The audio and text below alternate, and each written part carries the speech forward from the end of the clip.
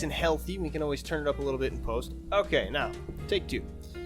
Welcome to Cold Hard Trash CRT episode 23. I'm your host, Trashcan Jones.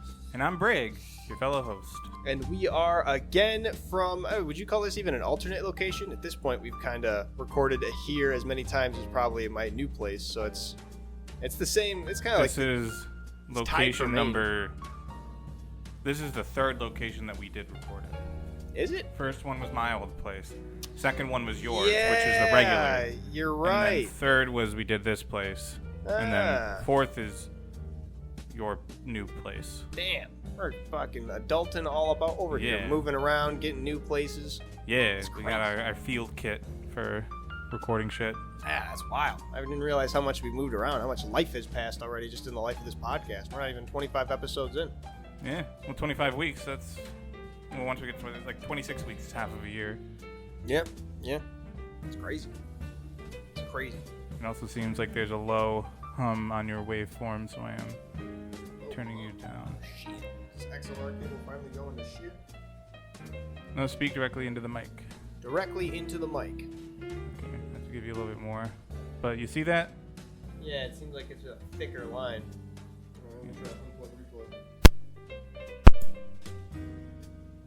A little wacky wavy.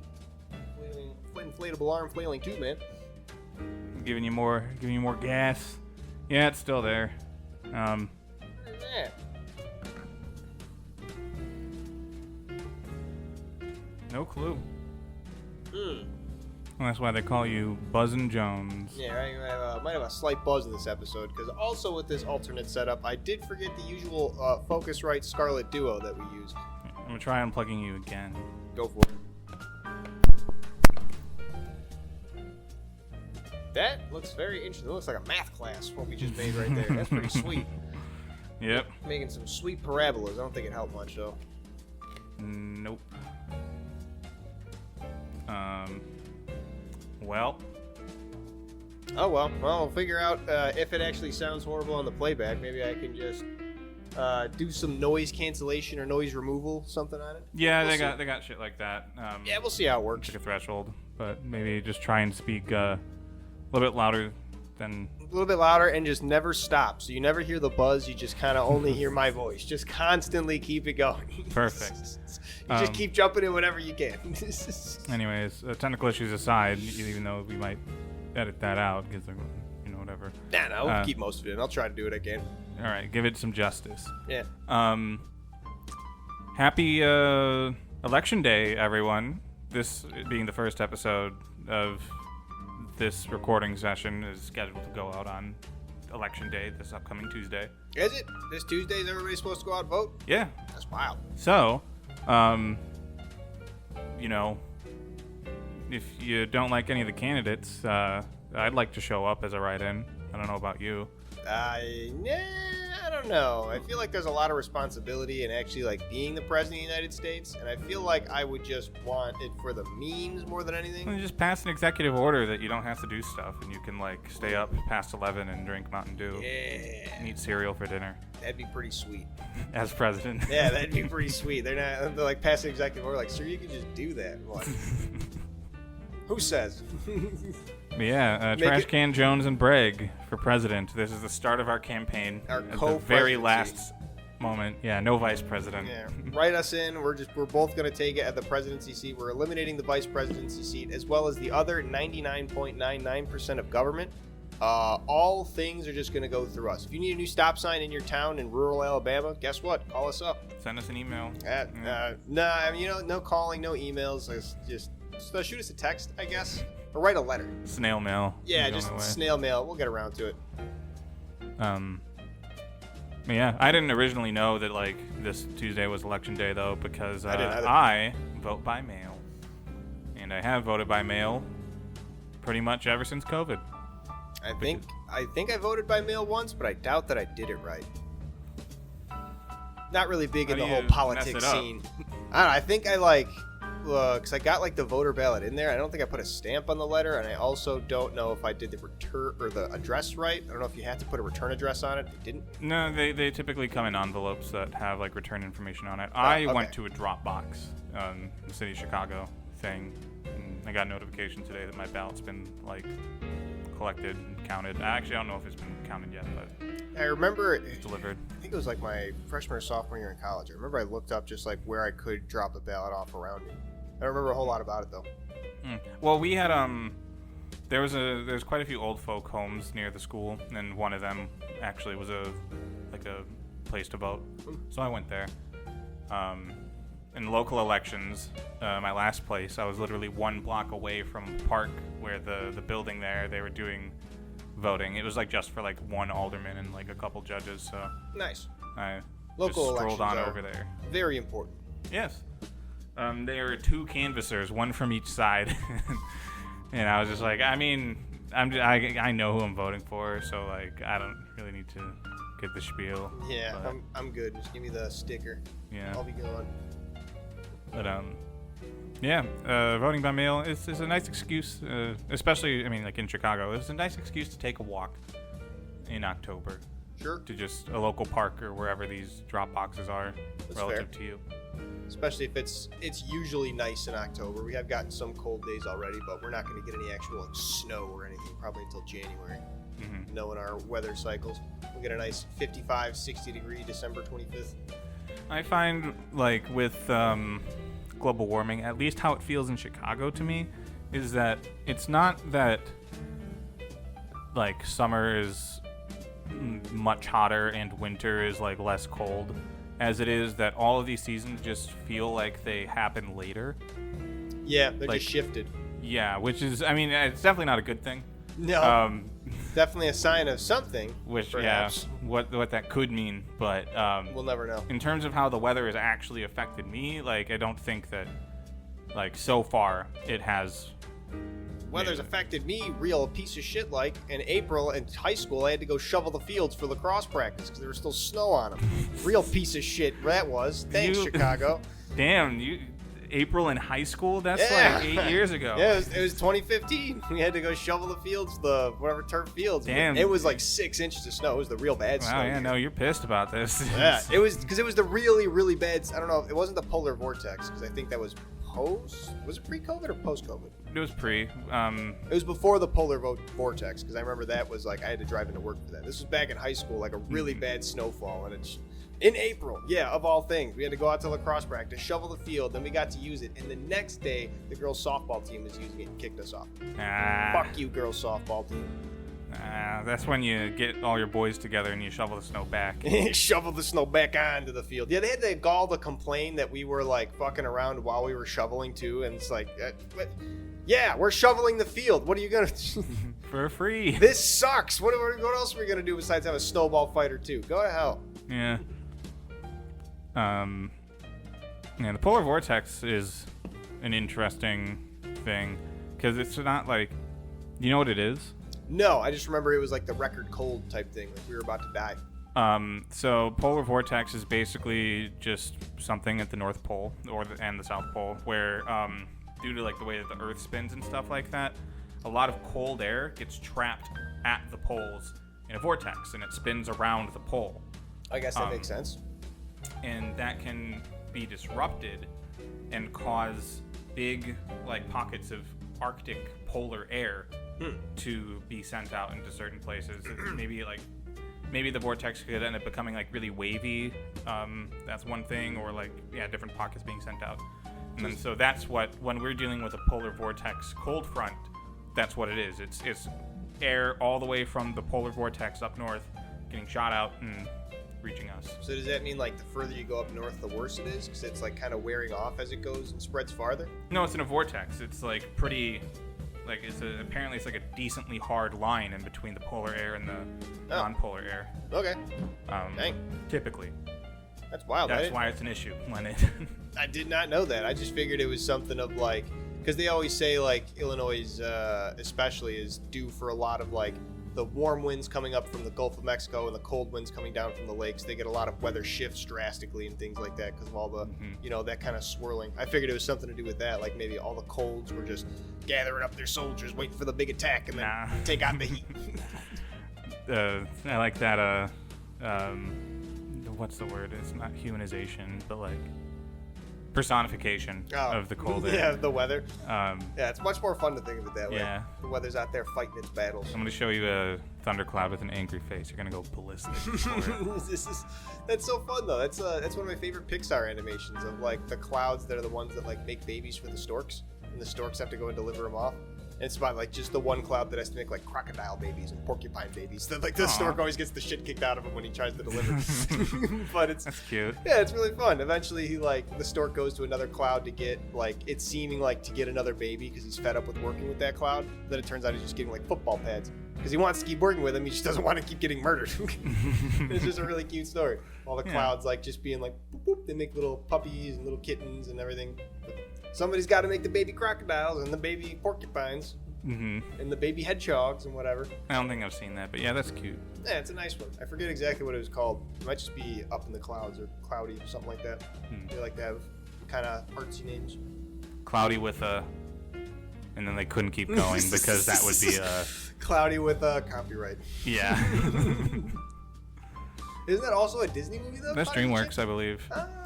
So okay. I don't, like, know, like, what if it's Disney or Dreamworks, but, like, I can look at it, and Disney and Dreamworks, like, have pretty different styles when it comes to 3D animation. Yeah, you can tell, like, the difference between Encanto and Cloudy with a Chance of Meatballs, just, like, the way things look and move. Mm-hmm. Move is the big thing. Like, they focus a lot more on having, like, very plastic, like, models and stuff like that, and they try to animate like a 2D animation in 3D, which is, like, a big goal of theirs. And then Pixar, they focused pretty hard on, like, every single one of their movies is sort of like a project to, like, work on one specific thing. The only one I really remember is rendering water for Finding Nemo. Yeah, I think with Pixar a lot, you see a lot of less actual cartoonish things. Like if you think of, you know, like Cloudy with a Chance of Meatballs or Emperor's New Groove from both 2D and 3D, of someone like getting that kind of thing where they just shoot up straight and their hair goes on end, like that's something you would see in that, but you wouldn't see that in Finding Nemo or in Toy Story or any Pixar movie. It's just, it stays very grounded in reality in that way. It maintains the shape of the body, you know, like how an actual body would be. Like they take the fucking fish and they like throw it across the room or something. Right, and like it just flops around, and it's almost like, you know, jarring to see so realistic. Yeah. So that's their whole shtick. But yeah, polar vortex. So you are peaking quite a bit now. Youch. My bad. But yeah, polar vortex. It's just it's a cold front from literal polar air that got shot out. That's why we were colder than Alaska. Yeah. At that point in time. We've been colder than Alaska a lot of times. I remember even during my high school days, it was one of those times we were just colder than Alaska on a lot of different days. The Sun Times would always, because I used to read the newspaper, crazily enough, they would always like note on the days like the temperature in Alaska next to the temperature in Chicago, just to be like, just so you know, we're the worst. Yep. Polar vortex was fun though, at least, like, you know. For me, I had to fucking drive into work during it. I didn't. For me, I just like stayed in the fraternity, wore sweatpants every single day. We came down and ate our food. Yeah, I didn't have to we go made to school. Slushies. Cool. We have the slushie machine. Nice. And we made slushies out of outdoor snow and Dude, alcohol. No, you didn't. I was gonna make a joke. You just scooped from the outside. No, we dead ass did it. That's crazy. Fucking cartoon ass living. Yep. Yeah, super cold. No snow forts during that. Snow forts during different times, Nice. like February. Fort kick ass, baby. Hell yeah. That's a joke in Archer when they're trying to do like go through all the filings. I think they're getting audited. Like they're just sitting in like the room of boxes. Like, God, this is gonna take forever. How are you getting along, Krieger? And he's like, sorry, I can't hear you in Fort kick ass, because he's just made a fort out of all the boxes and wrote on it.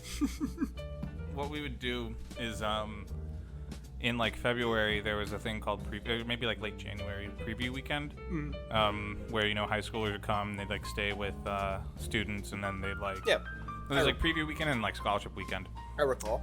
And we would recruit their help, since they were living with us, you know, someone would live with us for that time, to help build the snow fort. That's pretty awesome. That's a fun thing to do. Free labor.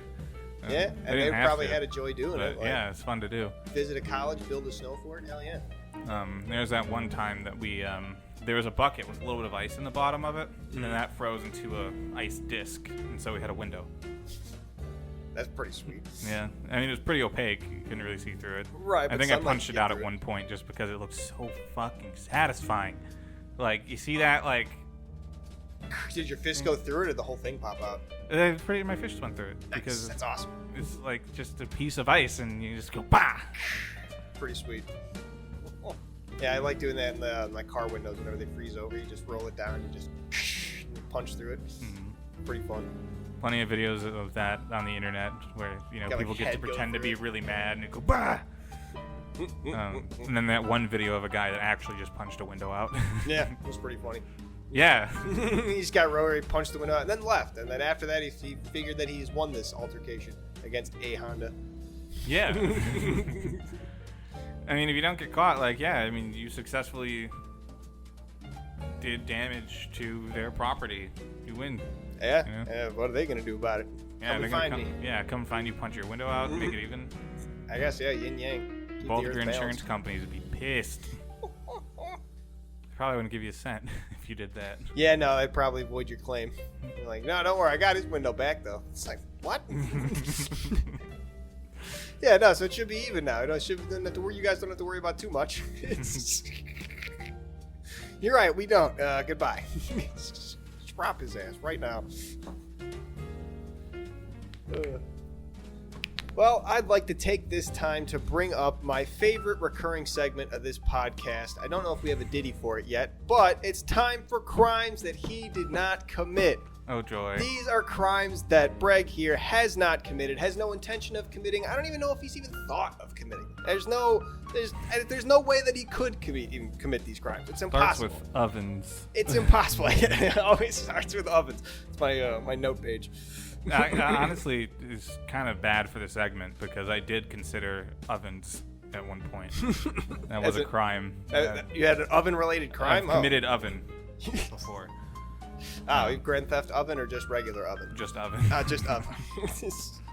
Well, okay, so he has committed the crime of oven, but to the segment of the crimes he has not committed, Breg, to my knowledge, has not committed any sort of felonious assault. Has not even been charged for it. And no charges were dropped because no charges were brought up. No felonious assault on his record. Correct. There is absolutely not a single murder charge, no racketeering either. I looked into it. He has no racketeering. He hasn't even been, not even a whiff of it. Several businesses he's been involved with, he's come out clean every single time. No money laundering. I looked into that too. Kind of, little goes hand in hand sometimes a little bit. None of it. I'm pretty sure I was near money laundering, but I wasn't involved. Okay, so we're taking that one off the table. So he he might have been. Well, this is supposed to be a one and done type thing where I say you have not done it, and then there's no well afterwards. Because if there is, now it's taken off the table. Okay. I guess it was just fraud, but I didn't do it. I didn't even get to fraud yet. Okay. It's on the list. So so there may have been some inkling of money laundering / fraud. I was gonna put it on the list of crimes he did not commit, so that you would have been cleared in the future. I did commit it. Well, listen, I can say that at this point, I can say you didn't commit fraud, but there's the well that comes after it. So there's always going to be that little asterisk. You can't, once the asterisk is on, you can't take it off. That's kind of the point of the segment. I put this out there. No asterisk. It's in the record, clean, clear, no crime. But now fraud and money laundering both have an asterisk. I can say them both. You've never committed money laundering. No, I was misspeaking with the money laundering thing. The fraud is the only real one that I didn't do. Well, that's at this point the asterisk is on them both. Damn it. I've planted them firm. They're not coming off. Damn it. So crimes he did not commit. What did we start with? It was I already had forgotten. No murder or felonious assault. Nope. Yeah, murder, felonious assault. So no violent crimes at least. He has not committed any violent crimes. He has not committed money laundering or fraud, but with an asterisk on both of those. So that's a little unfortunate that it had to be that way. I set up the segment to sort of clear you for these things, and I feel like you're really flying in the face of it a little bit. Because you put the asterisk on there. You're the one that started this. You worked for the same guy. Well, this isn't crimes I didn't commit. It's crimes you didn't commit, okay? Specifically, crimes he didn't commit is the segment, so it could be pointed towards anyone, but it's not I. We're taking that's off the table, so we don't have to talk about that. Anything else? No, that'll do it for this segment of crimes that he did not commit. We'll keep the list going. Obviously, we'll maybe I'll keep it updated somewhere on like a website, register a web domain. It'd be pretty funny. It's pretty funny use for it. Yeah. Just in case anyone ever accuses me. That's it. Like, You got the list, yeah. right? You got the Everything record. I didn't do. The permanent record, basically. Like, imagine your permanent record in school, but it's all like the cool shit that you did instead of all the bad stuff. Bing bang. Yeah. Another thought that I had. So, you know what subliminal messaging is, right? Where it's just, play the video and you have like the one frame of whatever. It's just to try and get the message in your head without actually. Well, yes, I don't think that necessarily. That's like the old-timey Cold War subliminal messaging. Which That's I don't think it works. Like, no, I was just trying to get like a movie example. Yeah. So what would be the opposite of subliminal messaging? Is it just overt messaging, just advertising? Yes. Yeah. Yeah, the message is what they're saying, as opposed to subliminal, which the message is hidden, or like they're trying to convince you of something without saying it. But then, I feel like that'd be kind of a tough rabbit, because if you get like, a very overt advertisement that's, just very kind of hard to explain how this, I can't think of an example of it, but just one that seems very, advertisement on the surface, but then has sort of like something off about it that kind of might have a subliminal messaging tone to it. I don't know. I feel like it's kind of hard to actually make a real advertisement without subliminal messaging to some degree, right? I mean, there's like rhetoric. There's things that you do to try and convince people. My whole point of this is I'm trying to just isolate the subliminal messages to make them like, do they not become subliminal once you do that though? Does that kind of take them off the kind of the redo like the nature of it? Because the whole point of subliminal is it's supposed to weave in with something. If you isolate it from that, is it just a regular message? Is it just advertising at that point? Yeah, it's like having a hidden entrance, and then you like remove the rock that's blocking it. It's no longer a hidden entrance. It's just an entrance. It's just a regular entrance now. Yeah, I guess that's true.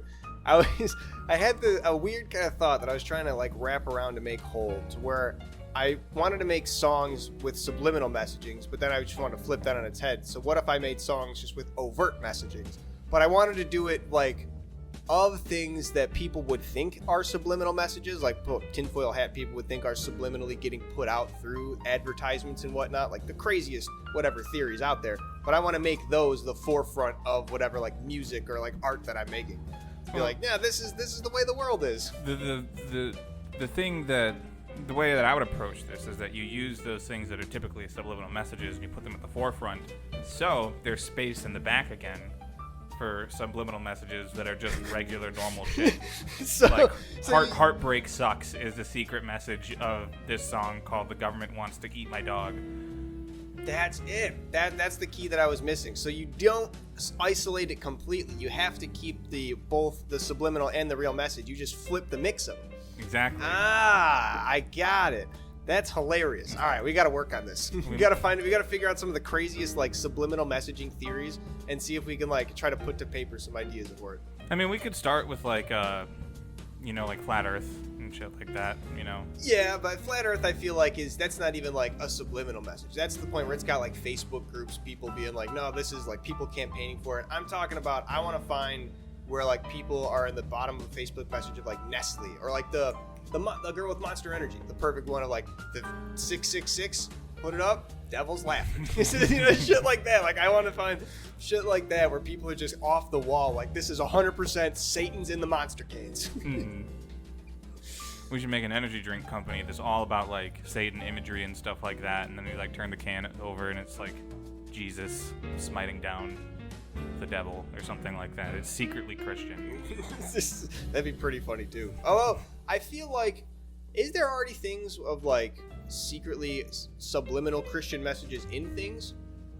I feel like I don't know if I ever have heard about those things. I don't think it would be categorized as subliminal messaging as much as like just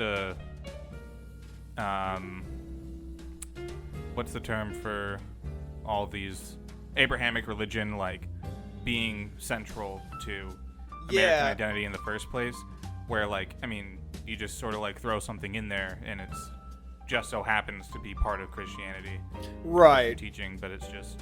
I think I just got rocked by something because I was in the middle of reading. I don't know, probably was just like a big comment thread that I just got the weird like portion of a thought from that was like somebody being like, I didn't even realize they were Christian. Can't believe they put that in their messages. But I think it was like about Skillet or some shit. So yeah, Skillet's a Christian band. Yeah, but they're a Christian rock band, that type of shit. I think it was like somebody realizing, like somebody clowning on somebody realizing that they didn't realize Skillet was a Christian rock band. And I just, there's some reason that got twisted in my mind of like, wow, Skillet was trying to push Christian messages. And I was like, wait a minute. Big forgiveness in the eyes of the Lord lobby group. They're hiding all this stuff in there. Them darn Christians. They're trying to get all their niceness and kindness, slip it in there, and they won't have it. I'm pretty sure there's this band Flyleaf that's also like a Christian group. Like I feel like nobody ever tries to hide it. You know, yeah, no, when because it's supposed to be like stuff like that. They just maybe don't talk about it as much. But like if you listen to the lyrics, you're like, oh, like that's literally about Jesus. Yeah, no, I was raised Christian, and a lot of the Christian religion is about coming together, especially with those who are outside of the religion. Especially when I got into later education in high school with Christian education, because I went to religious school for my entire life. There was a lot more of a liberal take on outside religions than there used to be. I was kind of taught, we're like in first grade, second grade, that we were the right religion and other people are just kind of confused and don't have it right. Whereas in high school, it was more of the attitude of, oh yeah, no, other people, we're all following the same thing. We just have our ways, other people have their ways, but they're no better, we're no better. We're all the same. Much more nuanced. I like that much better. I'm not a very religious person to this day, but I like having that thought about religion. I think it's a good like view to have of religion. I think it is definitely a lot more peaceful than saying that someone's religion's wrong. But I'd also kind of like if you're saying like no better than them, it's kind of like then like if you don't think that you're right and they're wrong, then what do you believe in? You know, what do you believe about your religion and the truth of that? Your beliefs are your own. A lot of the people, or a lot of the Old Testament, for example, like in New Age Christian religion, the more liberal side of it is that it's just, metaphors. Don't really need to worry about those stories about like God creating the earth like a snap. Like it's probably didn't happen that way. We have a lot of science to prove that maybe it didn't, but you take it as the story of like God is maybe responsible for the creation of the universe. Maybe he had something to do with the Big Bang. Like our physics teacher told me that in my freshman year of high school. I was like, what a more nuanced way to answer the question of what was real, God creating the universe or the Big Bang. Like teachers would always shoo me away thinking I was a smart aleck in grade school, asking that question, being like, yeah, whatever. But a physics teacher in high school is being like, yeah, maybe God did the Big Bang. Like, yeah, it makes sense, I guess. If you're thinking about religion in a way and want to keep science with those in tandem, why not? And dinosaurs were just him figuring it out, Yeah, maybe. I don't know. You're just kind of throwing shit at the dartboard. I mean, if God created life, maybe human was like the end goal and he knew it, so he just had to throw the one amoeba or whatever started life, the one cell organism. Yeah. Took his little sea monkeys. Exactly. That we are. Did you know that in a lot of those like sea monkey packages, I don't know if I mentioned this before, you'll get like a thing of sea monkeys and you'll get sea monkey food. So the sea monkeys is like a bunch of sea monkey eggs that you put in there. Sea monkey food, just more sea monkey eggs. They just eat sea monkey eggs? No, you just hatch new ones. What? This is like That's it. They just died? You just put more in there, yeah. Okay, so the sea monkey. What are sea monkeys then? They're brine shrimp. Oh, okay. Yeah. I thought they'd be like little, just like bacteria looking things. That's cute. They're tiny shrimp. Can you actually feed them and take care of them then? You don't have to just wait for them to die and put new ones in? I mean, you probably could, but also, how do they live inside a package? You just dry the thing out. I don't exactly know, but like, some eggs you can just sort of like keep them dormant, and then you add them to water, and then like they get rehydrated and hatch. Weird. But yeah, I'm assuming it's like cheaper than having 2 production lines, for brine shrimp food. two different products. You I just suppose, what does a brine shrimp eat? Just like salt or whatever? I'm pretty sure the food would be probably like a household thing. probably like microscopic shit. you Yeah, know? just put like some little breadcrumbs in the water or something. I don't know. That's bigger than them. Right, they'll break it down, or maybe they'll chew on it. They won't swallow it whole. I don't know. I don't know what a brine shrimp You does. have one brine shrimp with a really big belly. He's just got like swallowing it like a snake. I saw a video the other day of some people caught a big ass like python, and inside of its stomach, an alligator. Yeah. Have you seen the picture of the alligator that ate its way out of the python? Nope, but that's congratulations, good job. Well, pretty sweet. Didn't digest me fast enough, douche. Yeah. You thought. I wonder, because especially if you don't get them, I think alligators and crocodiles, I think, are both the same way of they're usually really fat, slow, and lazy when they're not when they're not hungry, when they're full. But when they're hungry is when they're the fast predator gonna run to kill you. So if you probably got a crocodile when it's after it already eaten, there's all right, damn it, I'm dead. I'm just not even gonna have the opportunity to roll over or whatever. You get a hungry one though, I'll bet you could just rip that snake apart. That'd be crazy. I've also seen a clip of someone threw food, like a zookeeper, someone threw food into an alligator enclosure, and one of the alligators just sort of didn't, they just don't think that hard about what's in front of them. They're food, huh? And then bit another alligator's arm, and just did the death roll and took off the arm in front of everyone. It's oh shit. And that other alligator probably didn't give two shits. Nope. Just that's one less arm to worry about. Yeah. They're the craziest prehistoric creatures. Them and sharks are just the weird peak evolutions that are able to still live around.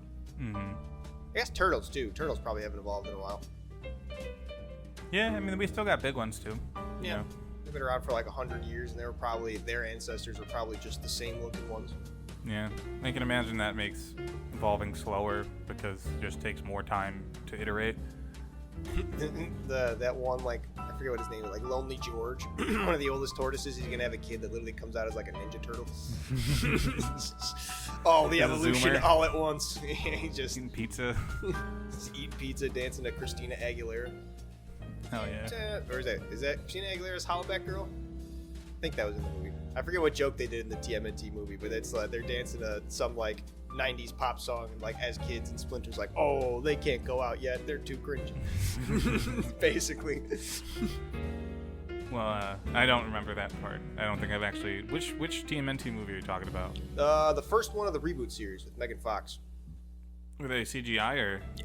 Okay. The only TMNT movie that I ever remember seeing any part of is them in the big old costumes. Yeah, those are the originals, the good ones. They had the first one, then 2 was Secret of the Ooze, and then Turtles in Time, I think was the third one. Did they time travel? Yeah. Time travel back to Samurai Land. It's pretty sweet. Mostly, I think, for toy purposes. They were able to tie a lot of toys into it, do a lot of different marketing that way. It just had a basic Ninja Turtles plot of oh, Shredder's, we gotta go stop Shredder back in time because he's gonna go back in time and then prevent the invention of turtles. Well, he's just gonna be the big guy back then, so that by the time it goes in the present, he's gonna be 10 times the big guy. Kind of like Aku type deal. The same, the old school time travel. Where if you change the past, now the future is different.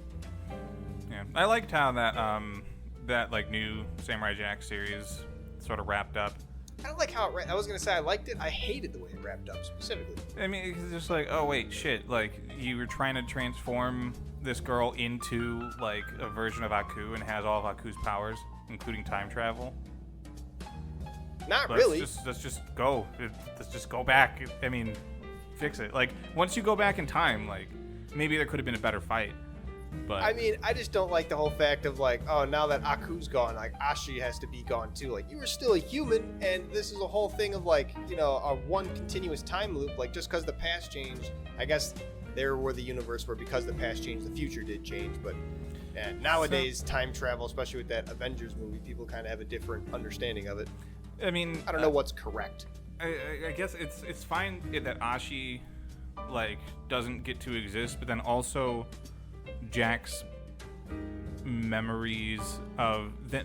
If Ashi doesn't exist, then also Jack's time travel thing, Jack wouldn't have been able to get back into his normal time, and it would have caused a paradox, and then he would have just went back into the future. I don't know. Maybe they could have straightened that out more. I didn't really like for the ending. I didn't like how that ended up for Ashi, but I liked that they realized that, oh shit, like I have all of Aku's powers. That's literally the one thing we needed. Yeah, and then it's just boom, done. Yeah. It feels like it should have been a 3-season arc show that they had to cram into one. So I feel like they could have done one whole season with Motorcycle Jack, and then have the very last episode of the season be him getting his sword, and then season 2 of him with the Aku sisters, and then season 3 of him and Ashi. That would have been perfect, but they just kind of had to cram that all into one, I feel like. Yeah. Genndy Tartakovsky ended up making another series right around that time afterwards to Primal. It is a wordless series of a caveman and a dinosaur who ended up teaming up. That sounds kind of cool. Yeah, they don't speak or anything like that, and you know the dinosaur is still an animal, so they end up at odds with each other, but no speaking, and you know they end up like fighting like different, like there's like a whole like society of gorillas or something like that ends up capturing them, and they have like a gladiatorial thing. That's pretty cool. A whole bunch of different like giant animal dinosaur things, and you know they're just trying to survive. It's cool. I'd recommend it. Yeah, wordless too. That's kind of neat. That it's just like now omni language. You don't have to know how to read anything. Yeah, I like that. Yeah, good series. I recommend it. All right, so I have an idea for an activity / a bit / a whole podcast that we could do. It would require the investment of lapel mics, but beyond that, what we can do is we both go to a mall, and we could do like my mall of choice for my home game, your mall of choice for your home game, and pick them all for an away game where we just play hide and seek.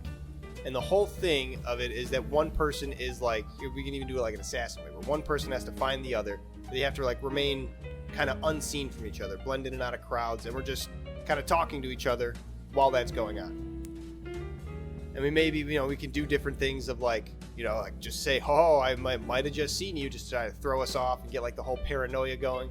And the whole thing is just to get us like basically talking to ourselves into it like a Bluetooth earpiece. That's another thing. We got to invest in 2004 Bluetooth earpiece. So it's very obvious when we're just talking out loud that we're on a phone with somebody. It's not going to be connected to anything because we might not be able to, but it doesn't need to be. It just needs to look like we're having the conversation on the phone so people won't be too freaked out when we're just kind of talking into the air.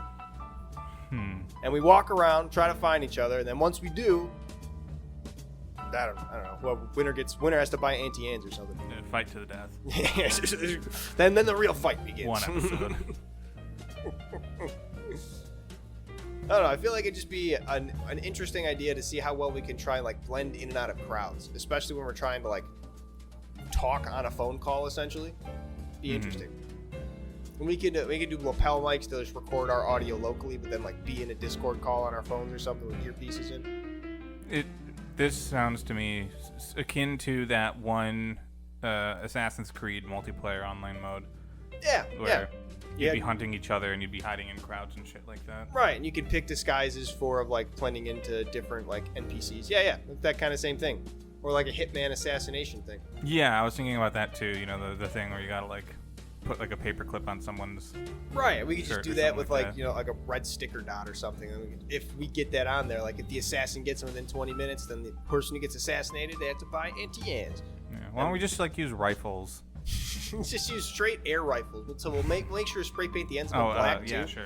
Air rifles. All right, well, fine. We'll just bring straight 22s.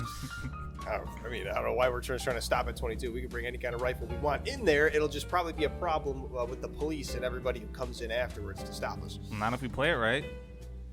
Well, playing it right, you mean the No Russian mission in Modern Warfare 2, then yeah. Why would we shoot an innocent person? This is a game between you and me.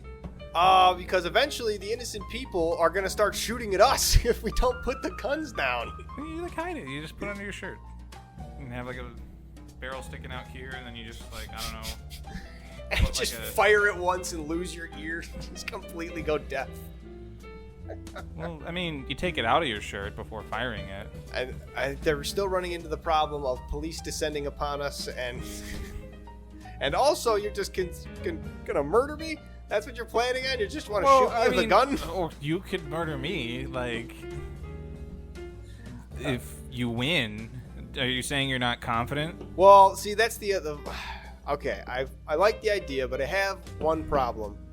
I want the loser to buy anti-ants, and they can't do that if they're dead. Shit. Okay. Yeah. Back to square one. Yeah. I just. That's the one issue with this. I mean, I guess they could, like, you can go get the wallet off their body, like, quick loot. But I mean, I want to eat anti-ants with my buddy afterwards. Yeah. I don't want to eat anti-ants with a corpse. They won't even eat.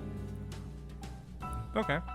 I guess I still have confused about the logistics. Not even a question. Just like need to figure that out more. But sure. Yeah, we're just gonna play hide and seek. You go in one side of the mall, I go in the other, and it's just like, all right, time starts now. You got 20 minutes to try and find me. And you got to figure out what entrance I would have gone in. Maybe try to deduce from some background noise or something. Maybe you see me from afar, but you can't get the sticker on me, so you don't want to like let it be known that you saw me, so you don't got to be like, oh, no, I didn't see nothing, type deal. It could also be like just occasionally, like every 2 minutes, you need to send a photo. Oh yeah, something like that. Yeah. I don't know. A mall's not that big though. I feel like you can clear a mall in like 5-10 minutes walking around. I don't know. Maybe the mall that I would go to in high school, Gurney Mills, like. I feel like it could take like 20 minutes to get across the whole thing. It's like a C shape. All right, fair. So if you walked outside, you can get. Send you a picture, but of just the floor, because often mall floors are pretty unique of where is where, like where the tiles are at. That might work. We can buy hints. For actual money. Yes. Whoever ends up with the most money at the end has to buy the anti-ants. How are we going to exchange the money if we're not supposed to meet each other? Dead drops. We're going to have to plan dead drops. That's going to be... I was at the Nordstrom at one point. You could find your $5 there if somebody didn't just walk by and take it. They probably did immediately. I don't know, dead drops are fun, but it would, like, I mean, if it was a dead drop and, like, you were hunting me and I, like, did a dead drop and I'm like, here's the thing, I would just hide behind it. Right, that's what I'm saying. It would give you a very easy option to find the person. Unless we had, like, specific dead drop locations that we agreed upon beforehand. Like, you could just mark them 1, 2, 3 and just be like, all right, it's at dead drop 1. But then you'd only be able to get that as the seeker, yeah, because I wouldn't get the dead drops as the hider. Maybe we need more people for this, like 3v3s, and then the 1v1 map will be one of those oases that are over the highways, because we can only do this in places that have anti-hands, is the real limit. Right, yeah, that's the winner, the championship belt, basically. Yeah. I don't know, I feel like the oasis is too small. How are you going to play? That's why it's a 1v1 duel map. It's just basically a tag match at that point. You can see him right away. You just got to chase him down. Yeah. I feel like even doing it in a Walmart might be like easy enough, like a big enough Walmart where it's got a bunch of different sections, like a bedding section where you can just kind of duck and dip, or a Menards or a Home Depot, something that's got 2 levels. Target maybe. Any kind of store. I feel just anywhere where like you can be in public and it's not the craziest thing to just be on your phone talking to somebody, and you have to try and like do something while doing that. I feel like that's just one of those classic like radio show things, right? Because a lot of radio shows used to do stuff like that, where they're like, oh, we're on location here, like even just at the supermarket, and it was always just, oh, it's a funny bit. I'm hearing this guy at the supermarket on the radio. That's wacky. Even if he wasn't doing anything crazy, just like getting stuff for, I don't know. I never was a big Howard Stern fan, but I'm sure he did some stuff like that on location. Not that I'm not a fan of Howard Stern, I just never listened to him. We'll figure it Got out. Funny stuff. My people talk to your people. Yeah. Gotcha. Yeah, I did. We'll find a time and a place. We'll set it But I will say, the mall that I went to growing up has a Bass Pro Shop outdoor world. Ooh. With a shooting range. Ooh. But I'm pretty sure it's air rifles. I never actually went in there. That'd be pretty sweet. So then we can get some guns and actually get it going real good. They got a big old fish tank. They got a big bear statue that I don't think is an actual stuffed bear, but that'd be pretty cool. Yeah, outdoor world. It's all themed in the rules. Nice. I think I asked you about this before. Does it have like the movie theater in it, or I think it has like the super giant Bass Pro Shop? There's a movie theater in the mall, but not the pro shop. Gotcha. And so when I was younger, there was a way to get into the mall from the theater and back, but now there isn't. and apparently there was something about like trying to prevent people from sneaking into movies and stuff like that. But I'm like, how do you do that? I guess you just put up another door and it's like only for employees or something. Yeah. But I remember walking through this hallway and then now it's just like I don't even know where that hallway was if I go to that theater.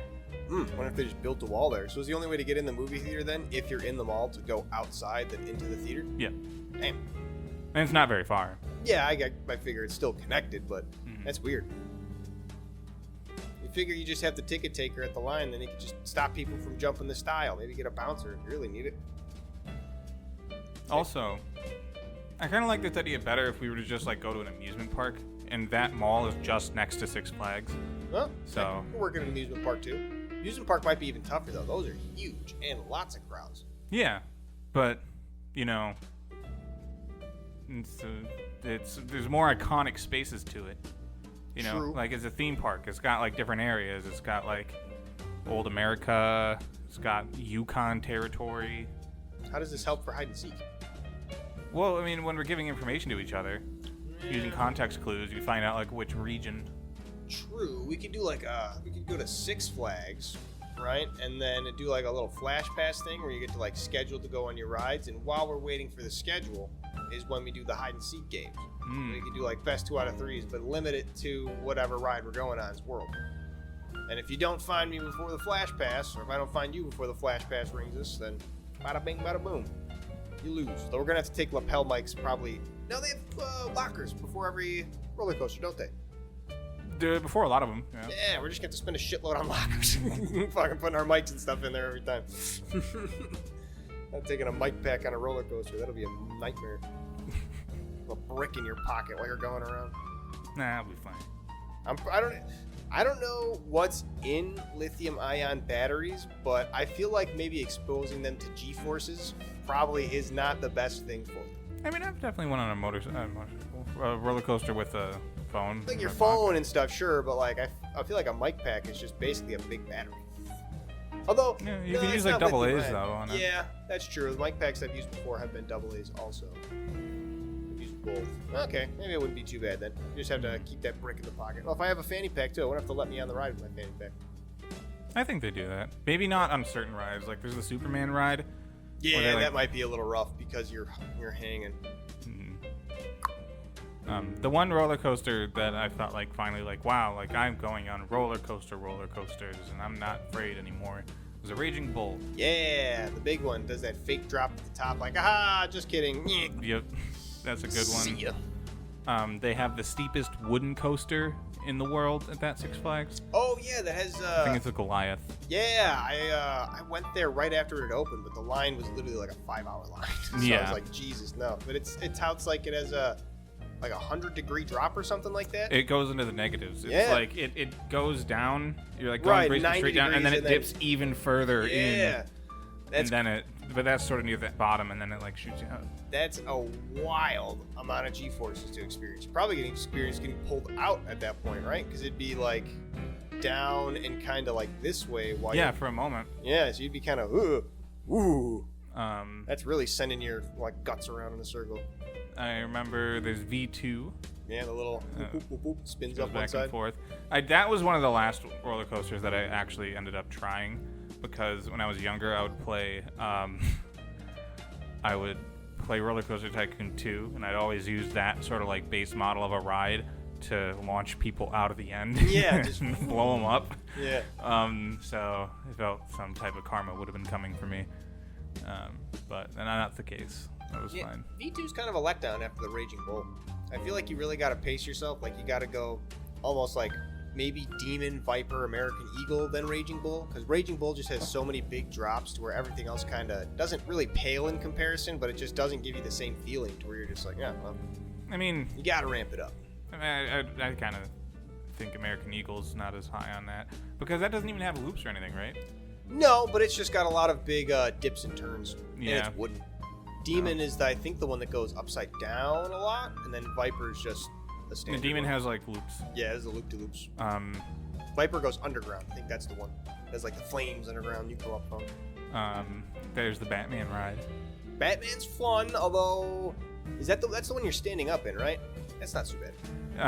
Well, I think that's the Dark Knight, or maybe it's the other way around. But there's one of them that's just like a sort of like mouse car. Yeah, the train. That's scary. the Gotham City one. Yeah. I don't know if they have that anymore. They might have taken that out. I mean, you could probably just turn it into another roller coaster by retheming it. Well, who cares? They took out that, and they took out, I think it was called like Iron Wolf or something like that. They put an X Factor, and then they have something else new there now. Mm-hmm. It's been a while. Yeah, it's been a while since I've been to Six Flags as well. What's the other ride I'm thinking of? The Wizard was my shit when I was a kid. The Wizard was fun too. It was the first one I ever went on with my mom. You got to ride piggyback with somebody. Yeah, because it's not scary at all. It's just sort of like going like, woo. Yeah, you go down a little like corkscrew at the end. It's kind of fun. Yeah, I mean, it's not. Yeah, but it's not like taking you up to like massive heights or anything like that. Takes you through a swamp. You know, it's a little spooky. Does doing the Halloween event. You ever do the sky drop? That's the giant drop now. Never done that. I did it once. It's cool. I doubt that. It's probably the most terrifying experience of your life. Just a straight drop down, and you're just hoping that those hydraulics don't fail. You ever see those? One of my favorite things about theme parks is when you get like an operator that like sort of fucks with you. They throw the screw down or something and be like, "Oh wait, your seatbelt." Yeah, hold on. Let me just check your seatbelt. Hey guys, stop the ride. Let's just. Yeah, just sends them off. Yeah. Dude, I love the my favorite of that is we went to Wisconsin Dells and they have like the water slides where you literally just stand in the tube and get the floor dropped from underneath you. So they would do the same thing like 3, 2, 1. Oh, hold on, wait a minute. And just drop you and just like. Yeah. I remember that for the drop slides too. That was fun. That's so good. I screamed louder than I ever had because that's literally like a free fall for a solid second or two, and then you just kind of gradually hit the slide, and it feels awesome. You almost want to flail out for a second before you realize you're in a tube. Imagining someone like stopping. Yeah, like the guy's like, hold up, wait, something's wrong. Like, what? And you just stick your arms and legs out. Ninja Warrior spider climbs it like, whoa, what's wrong?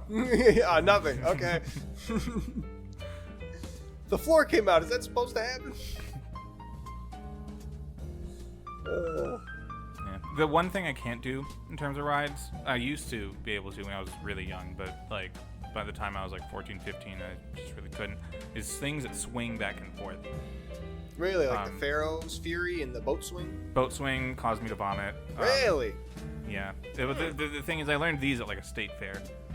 But then like I did the twirly cups or something like that at a Six Flags, and that still got me. Huh. But yeah, like those things just make me feel real sick. There's a ride called the Zipper at our local fair. Yeah, it's like the Ferris wheel, but it's got the cages that swing free, right? Yeah, super cool. I'm actually like totally fine for like the entirety of that ride. But unloading, it's like the thing is hanging there and it just rocks back and forth ever so slightly. I'm like, okay. Oh no, really? Awful. That gets you? Yeah, like going on the full ride, swinging around up and down like that, I'm totally fine. And then afterwards, it's like, well, now I got to sit here for like 5-6 minutes. Yeah, that's so weird. Regular old Ferris wheels, I can't do. Really? You tried the Ferris wheel at Navy Pier, I assume? No, I just knew before that. It was one at Disney that I took, where it's like, okay, this is a very nice view and stuff like that. Huh. You know, if I really, really care about the view, I might still do it, but like, it's just, I feel so uncomfortable deep in my gut. That's wild. Just the rocking back and forth. I wonder why that specifically is like super nauseating to you. Huh. But there's some chick in my high school saw me vomit behind the thing and made fun of me for it a couple times, and I was like, oh, like, yeah, I don't know, it was a bad ride. What a nerd. Yeah. You ride like, the teacups. Like, it's not like it caught on or anything. It's just one particular person. I like didn't feel bad at all or bullied. Like, what about the Gravitron? You ever try on that? What is it? That's the UFO looking thing that just spins really fast and just pins you to the wall. And then eventually the thing you're pinned on slides up, so you're just kind of off the ground. I haven't tried that in a long time, but I did as a kid, and I thought it was cool. Yeah, I rode it like 6 times in a row. I got a headache. Too much centripetal force shoved to the back of my brain. Have you ever seen the Death Coaster concept? No, it's just a coaster that goes like into the ground, kills you. No, that's good too, though. But it was like this idea. It was some like, I think it was an architect that wanted to sort of like make an art piece that ended up being just like the design for this coaster. But it's not like having joy in your last moments. It's a roller coaster that just goes so high, and then it goes really far down, and then it does a bunch of loops that the G-force should be enough to kill you. Oh my god. I mean, yeah, why not? And then later, this guy I follow on Twitter and Instagram, Beetle Moses. The reason I found him was because he made a comic or something like that. It was like just a picture of Sonic being like, "Oh yeah, time to go," or something like that, and it's just like zooms out and it's him at the top of that. And they don't explain what it is, so it's sort of like, you're in the know, you know, about the Death Coaster. Yeah, it's pretty funny. That goes right along with our like skydiving funerals and stuff. That's perfect. We should take that concept. Yeah, exactly. People need fun right before they die. That's the perfect way to go. Put them on a roller coaster, and then you don't even have to scrape off a whole bunch. You just kind of take them off after they die. As soon as their brain gets turned to soup, or like, what happens? Their discs compress? What breaks? So there's like my high school physics teacher really wanted to be a pilot, and he talked a lot about G-forces and stuff. He ended up being too tall. He's like a 6'9" man. Oh, very interesting. I didn't know you could be too tall. Yeah, but maybe not for like a commercial pilot, but right, for a fighter that pilot he wanted to do. Yeah. There's a whole thing about them wearing like tight pants to prevent like blood flow from pooling in their legs so they can stay conscious. Right. But depending on the direction, you could either black out or red out from either having too much blood up in the area of your brain, it's compressing it and messing things up, or too little blood up there and it's sort of starving it. Right. In the design of the coaster, I mean, going up really high and then you're like falling down super duper fast. I don't necessarily think that's gonna do anything to you. That's just to build up speed, right? And then you do the loop-de-loops, and that force would be all pressing down on you, right? So it'd probably starve you of blood. It would be centripetal force, so like your body is being pulled towards the center, right? Of constantly, the loop. yeah. So it's constantly pointing in, upwards, and around. And each individual, like, you know, cell of blood is like not necessarily getting that force, and it might be pushed outwards towards your feet. So you would black out, not red out. All right. Or maybe you just wear really tight pants so you can survive the roller coaster. Wear those diabetes socks that have like the copper in them and stuff. Yeah. Or just not have legs. I mean, that was the whole thing in Star Fox. Yeah, they get where their everyone legs has robot legs because it makes them a better pilot. Wow. So they don't pass out. Yeah, it's a wild thing to like actually be a part of the lore. And it's cool. It's world building. Yeah, that's a good bit of world building. Not like banging an octillery and throwing it back into the sea. Look, man, I'm not gonna budge on it, and I feel like people in normal mind spaces also are not gonna budge. It's like an old fucking like mythological story. Shit like that happens all the time. As there's something in Greek mythos where somebody finds an octopus on a beach and then just blah, blah, blah, and throws it back. Well, fucking Zeus turned into a goose and fucked someone. Zeus turned into a bull and fucked someone. He turned into those animals. That's still a little weird, but it's still not a human being like, ooh, octopus, blah, blah, blah, it's also not just an octopus. It's like a spirit. It's a yokai. It's different. Whatever. It's strange is what it is. It is. I'll take that. It's strange. It is weird, but like it's still... It is interesting. It's intriguing. I don't want to know more details about that in particular, but I enjoy that it like fleshes out the world and it's not all butterflies and rainbows. Well, I do not enjoy that it fleshes out the world in that way. But I also do That's not even the part that I care about the most. The part I cared about the most with that was the killing of the Ursa rings and how... Right, like, that's like the main meat of the story, but it's just like, what? Why at the start of that? What is the point?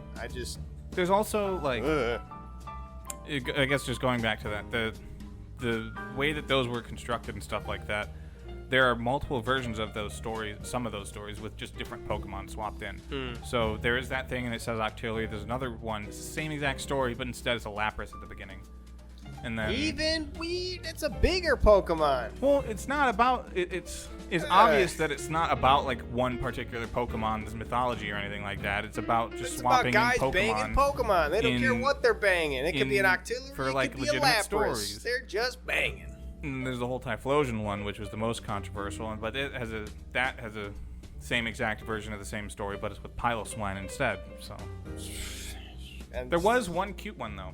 that I only found yesterday because, we were watching someone else study up for a Pokemon podcast.